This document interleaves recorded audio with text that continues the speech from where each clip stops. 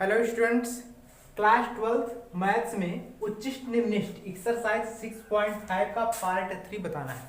इसके पहले आप लोगों को 16 क्वेश्चन तक बताया गया है, ठीक है। 16वें के बाद हमको 17वें क्वेश्चन से बताना है। लेकिन ध्यान से देखिए, क्वेश्चन आप लोगों के द्वारा पूछा गया है कि क्वेश्चन 2 का, ठीक है ना, क्वेश्चन 2 का कोई एक क्वेश्चन पूरा बता दिया जाए। तो ध्यान से देखिए, क्वेश्चन 2 में हमारा कह रहा है कि F of X equal to sin 2x plus 5 दिया गया है। कह रहा है कि यदि किसी बिंदु पर उच्चतम और निम्नतम हो तो वह बिंदु ज्ञात कीजिए, ठीक है।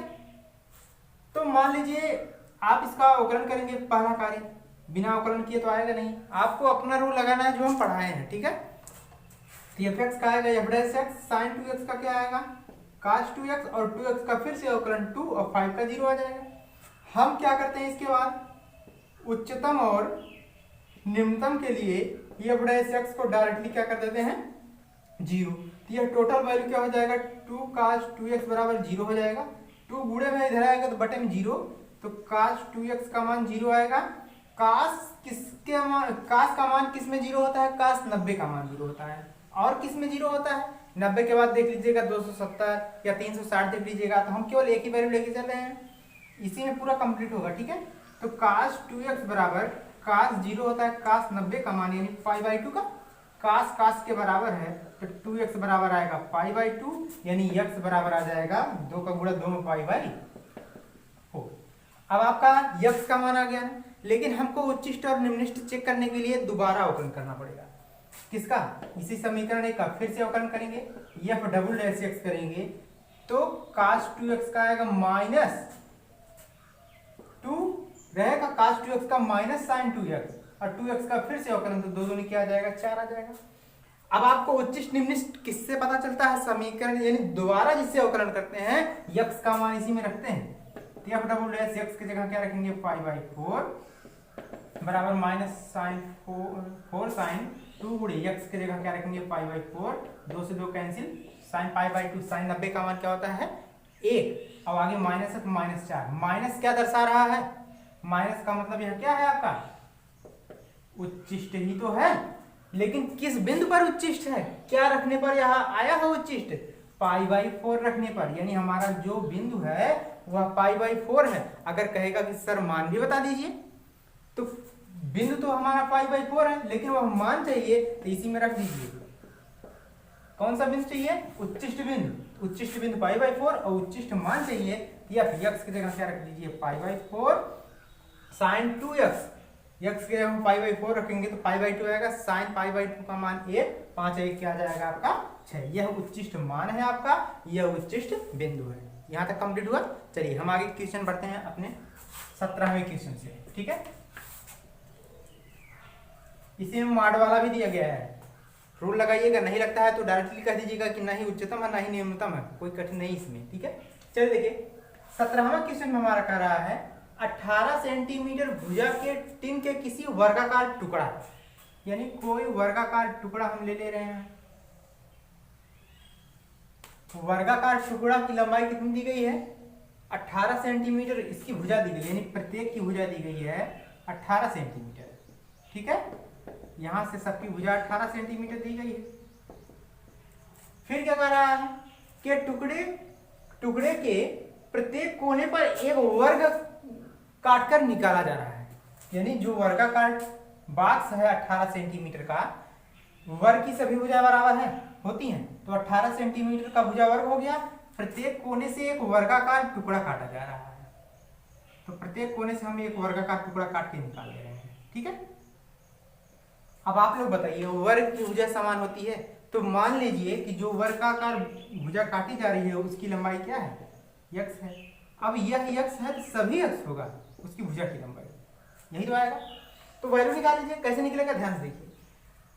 पूरी लंबाई कितनी है, 18 है, वर्गाकार टुकड़े की पूरी लंबाई 18 है, तो हमको इसके नीचे वाली वैल्यू कितनी, यहां से यहां तक कितनी वैल्यू आएगी, 18 माइनस x आएगा कि 18 माइनस 2x। देखिए यहां से यह भी x लंबाई है और यह भी x लंबाई है, यह भी x निकल रहा है, यह भी x निकल रहा है, तो इसकी लंबाई क्या आ जाएगी, 18 माइनस 2x आएगा। लंबाई आ गई, चौड़ाई भी तो अलग आएगी, चौड़ाई क्या आएगी, यहाँ से वह भी वही है, क्योंकि वर्ग की सभी भुजा बराबर है। यह x है, यह भी x है, x 2x निकला है, यहाँ से यहाँ तक 18 माइनस 2x ये भी है। लंबाई 18 माइनस 2x है, चौड़ाई 18 माइनस 2x है, ऊंचाई आपका क्या है x, क्योंकि x ही तो मीटर काटा गया है। तो इस प्रकार इस क्या कहा है आगे, तथा इस प्रकार बने टिन के फलकों को मोड़कर ढक्कन रहित एक संदूक बनाना है। काटे जाने वाले वर्ग की भुजा कितनी होगी, जो काटा गया है उसकी भुजा x की वैल्यू ज्ञात करना है, जिससे संदूक का आयतन उच्चतम हो। तो संदूक का आयतन क्या होता है, संदूक कैसा है बताइए, इस समय घनाकार ही तो बन गया, क्यों, लंबाई भी पता हो गई, चौड़ाई भी पता हो गई, ऊंचाई भी पता हो गई, तो घनाकार संदूक का आयतन बराबर क्या फॉर्मूला होता है, लंबाई गुणे चौड़ाई गुणे ऊंचाई। आयतन को v से डिनोट करते हैं।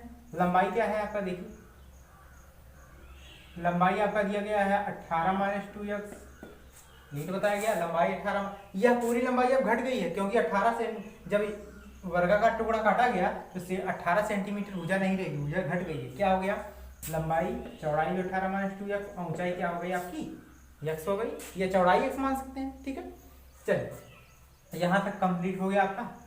अब आपको करना क्या है, डायरेक्टली अवकलन करना है। कैसे, ध्यान से देखिएगा, v बराबर a minus B, a minus B क्या हो जाएगा, a माइनस बी का होल स्क्वायर, और बगल में क्या है आपका x है, तो b बराबर x रहेगा।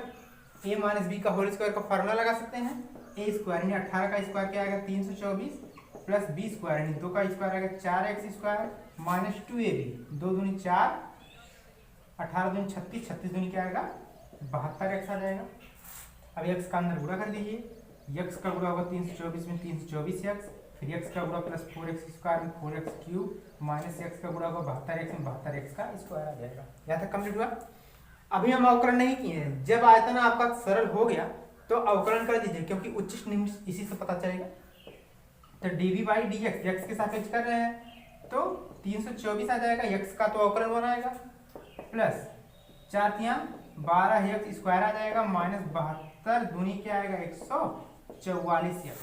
अब हम लोग करते क्या है, उच्चिष्ट निम्निष्ठ के लिए यहाँ पर लिखेंगे, उच्चिष्ट या निम्निष्ठ के लिए dv बाई dx को ही तो जीरो यानी fx जिसका अवकलन होता है उसी को जीरो करते हैं। यह टोटल वैल्यू किसके बराबर आ जाएगा आपका, जीरो के बराबर। क्या है आपका वैल्यू, देखिए 324 plus 12x square minus 144x बराबर जीरो। अब सब में कुछ काम है, 12 से कट रहा है, देखिए 12 से इसको काटेंगे, 12 दूनी 24, 8, 12 से 84 प्लस 12 का नाम 12 माइनस 12 पर है 144 बराबर जीरो। x स्क्वायर पहले कर दीजिए, इसका माइनस 12x और प्लस 27 बराबर जीरो। अब गुणा करने में 27, जोड़ने घटाने पे 12, 9 3 27, 9 से 3 के 12, यानी आपका क्वेश्चन बन जाएगा x माइनस 9 और x प्लस 3, यही तो x माइनस 3 यही तो आएगा। हल कर लीजिएगा, द्विघात समीकरण इतना आएगा, दो वैल्यू प्राप्त हो रहा है, एक x का मान क्या आएगा आपका 9 आएगा, एक x की वैल्यू क्या आएगी आपके पास 3 आएगी, ठीक है, यही तो आएगा। आप लोग सॉल्व करके देख लीजिएगा, कहीं से कोई मिस्टेक ना हो, ठीक है ना। सॉल्व करने के बाद आपको दो वैल्यू पता हो गई, 1 9 1 3। अब यह 9 और 3 कैसे पता चलेगा, हमारा यही उत्तर है कि उनमें से कौन सा है। आपको करना क्या है, उच्चिष्ट और निम्निष्ठ करने के लिए फिर से एक बार इसका क्या करते हैं अवकलन। जब फिर से अवकलन करेंगे, हम यही कर दे रहे हैं मिटा के, ठीक है ना। देखिए dv बाई dx है तो d2v बाई dx2 बराबर संख्या है 0 होगा, 12 का गुणा 2 में क्या आएगा 24x माइनस 144 का x आएगा केवल 144। अब उच्चिष्ट निम्निष्ठ के लिए कैसे चेक करते हैं, आपका x की वैल्यू फाइंड हो गया है, x की वैल्यू फाइंड होने के बाद किस में रखते हैं, इसी में रखते हैं, इसी में रख दीजिए d2v by dx2 right. x equal to पहले क्या रख दीजिए 3 रख दीजिए, मान लीजिए 3 रखेंगे तो 24 यहाँ क्या आ जाएगा 3 4 12 3 6 1 7 72 माइनस 144, यह मान माइनस में आएगा, 72 में से 144 गए माइनस क्या आएगा 72 ही तो आएगा। तो माइनस क्या दर्शा रहा है, उच्चतम दर्शा रहा है, और प्लस क्या दर्शाता है निम्नतम। अब प्रश्न आपका कहा क्या कहा था, यहाँ पर इरेज हो गया हमसे, उच्चतम अगर कहा है तो 3 आपका उत्तर है, 3 रखने पर, और अगर निम्नतम कहा होता 9 रखते तो हमारा निम्नतम से जो वैल्यू आता वही उत्तर कहा था। तो आप लोग देख लीजिएगा, ठीक है, माइनस में आ रहा है तो 3 उत्तर आएगा, प्लस में आ रहा है तो 9 उत्तर, क्योंकि यहाँ पर उच्चतम कहा है तो उच्चतम के लिए आपका 3 ही सही है, ठीक है। चलिए नेक्स्ट क्वेश्चन, आपका ध्यान से देखिए, यहाँ पर जो 18वां क्वेश्चन है, 18वां क्वेश्चन सेम टू सेम है, केवल 18 सेंटीमीटर भुजा के स्थान पे क्या लिख दिया है, 45 गुणे 24 कर दिया है। यानी आपका वर्गाकार टुकड़ा लिया है, एक 45 किया है, एक को क्या किया है आपका 24, वर्गाकार टुकड़े को भी x मानिएगा, तो यहाँ से यहाँ तक जो बचेगा वह 24 माइनस एक्स, यह बचेगा 45 माइनस एक्स। अब फार्मूला बन गया आपका। आयतन इसमें भी पूछा है, तो लंबाई 24 माइनस एक्स, चौड़ाई 45 माइनस एक्स, ऊंचाई x, सॉल्व कर लीजिएगा, आ जाएगा। ठीक है, हम इसको सॉल्व नहीं करेंगे, आप लोग सॉल्व करेंगे और बताएंगे कितना आ रहा है। ठीक है, चलिए एक लास्ट क्वेश्चन देख लीजिए, 19वां। इंपॉर्टेंट है, ये बहुत ज्यादा इंपॉर्टेंट है, बोर्ड पेपर में कई बार पूछा गया है जी। इसके बाद जितना क्वेश्चन आ रहा है समझ लीजिए सब 5-6 नंबर का है, यही नोट करिए। करा सिद्ध कीजिए कि दिए गए वृत्त, जब वृत्त का नाम यह है तो एक वृत्त बनाइए। करा दिए गए वृत्त के अंतर्गत सभी आयत, तो आयत बना लीजिए यहां पर एक, दिए गए वृत्त के अंतर्गत सभी आयत हो गया, ए बी सी डी। अब यहाँ पर वृत्त का क्या होता है, केंद्र होता है, केंद्र से यह क्या कहलाएगा, त्रिज्या, तो ये भी केंद्र से यह भी क्या कहलाएगा, त्रिज्या। अब आर यहाँ से यहाँ तक आर है, यहाँ से यहाँ तक आर है, तो पूरा क्या हो जाएगा मिलके, यहाँ से यहाँ तक पूरा टोटली मिलके आपका 2r हो जाएगा। ठीक है, अब ध्यान से देखिए, हम मान लेते हैं कि यहाँ पर जो झुका हुआ क्या है, थीटा है। हमको किसका क्षेत्रफल चाहिए, सभी आयतों में वर्ग का क्षेत्रफल उच्चतम होता है, तो आयत का क्षेत्रफल फार्मूला होता है और वर्ग का लंबाई गुणे चौड़ाई। हमको ना ही लंबाई पता है ना ही चौड़ाई पता है, तो इसके लिए फार्मूला लगा लीजिए, यही त्रिभुज ले लीजिए। कौन सी त्रिभुज, क्योंकि हमारा झुकाव क्या बन रहा है, थीटा, तो BDC में, त्रिभुज BDC में एक बार साइन थीटा ले लीजिए, एक बार कास थीटा। तो साइन थीटा का फार्मूला क्या होता है, लंब बटे कर्ण। तो कोण के सामने वाला लंब, लंब क्या है आपका BC बटे कर्ण क्या है 90 अंश के सामने कर्ण यही है 2r। अब हमको BC की वैल्यू चाहिए, तो BC की वैल्यू क्या आ जाएगी, ध्यान से देखिएगा, यहीं पे लिख रहे हैं, BC बराबर क्या आ जाएगा, BC की वैल्यू 2r का पूरा साइन थीटा में 2r साइन थीटा। यहाँ तक क्लियर हुआ। अभी हमारा एक चीज और होता है कास थीटा। कास थीटा का फार्मूला आधार बटे कर्ण, आधार कौन आपका DC बटे कर्ण क्या है आपका 2r है, तो DC की वैल्यू क्या आएगी 2r कास थीटा, यही तो आएगा। आपको दोनों वैल्यू पता हो गया। अब आपको लंबाई भी पता है, लंबाई BC पता है, चौड़ाई DC भी पता है, तो हमको क्षेत्रफल चाहिए था, तो इसको हम इरेज कर रहे हैं। तो लिखेंगे आयत का क्षेत्रफल बराबर, क्षेत्रफल A बराबर लंबाई गुणे चौड़ाई। तो A बराबर लंबाई क्या कौन है BC, चौड़ाई DC, इंटरेस्ट कर दीजिएगा।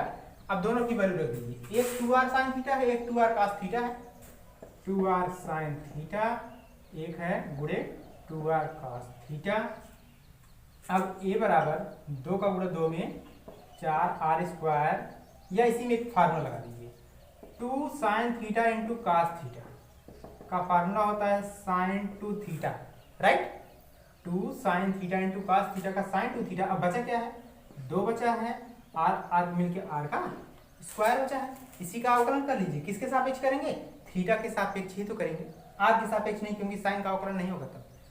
तो थीटा के सापेक्ष अवकलन करेंगे तो dA by D theta equal to 2r square constant, इसका अवकलन होगा नहीं, तो साइन 2 थीटा का क्या आएगा कास 2 थीटा, और 2 थीटा का फिर से अवकलन तो क्या आएगा 2, यानी dA by D theta equal to 2 का गुणा 2 में 4r स्क्वायर कास 2 थीटा। अब हम लोग करते क्या है, उच्चतम या निम्नतम के लिए directly dA by D theta जिससे अवकलन हुआ है उसको हम लोग करेंगे क्या 0, तो बचेगा क्या आपका यही 4r स्क्वायर कास 2 थीटा का मान 0 आएगा। अब 4r स्क्वायर गुणे में इधर जाएगा तो बटे में 0, तो कास 2 थीटा बराबर 0। कास थीटा में किसका मान 0 होता है, कास 90 यानी पाई बाई 2 का, कास कास के बराबर है, तो 2 थीटा का मान आएगा पाई बाई 2, तो थीटा का मान क्या आ जाएगा 2 का गुणा 2 में पाई बाई। अभी हमारा सिद्ध नहीं हुआ है कि वर्ग का क्षेत्रफल भी उच्चतम होता है। थीटा का मान आ गया ना, क्या है पाई बाई 4, रख दीजिए इसी में जो आपका लंबाई और चौड़ाई था। थीटा का मान इसमें रखेंगे π/4, तो साइन π/4 का मान क्या होता है 45, यही ना। तो 2r इंटू 45 का मान 1/√2 और DC में 2r गुणे cos थीटा, थीटा का मान 45, इसका मान भी 1/√2। क्या यह दोनों वैल्यू सेम है? 2r/√2 2r/√2, या इसको सरल करेंगे तो √2r भी कर सकते हैं। तो दोनों वैल्यू बराबर है, लंबाई भी चौड़ाई भी, तो वह क्या बना, वर्ग ही तो बना, वर्ग की ही तो भुजा समान होती है। तो वृत्त के अंतर्गत आयत का क्षेत्रफल, आयत में सभी वर्ग का क्षेत्रफल क्या होता है, उच्चतम ही होता है, हमारा प्रूफ होता है। ठीक है, आज के लिए इतना ही। इससे संबंधित आगे जितने भी क्वेश्चन आप लोग सॉल्व कर सकते हैं सॉल्व कीजिएगा, जो नहीं क्वेश्चन समझ में आएगा उसको हम बताएंगे। ठीक है, आज के लिए।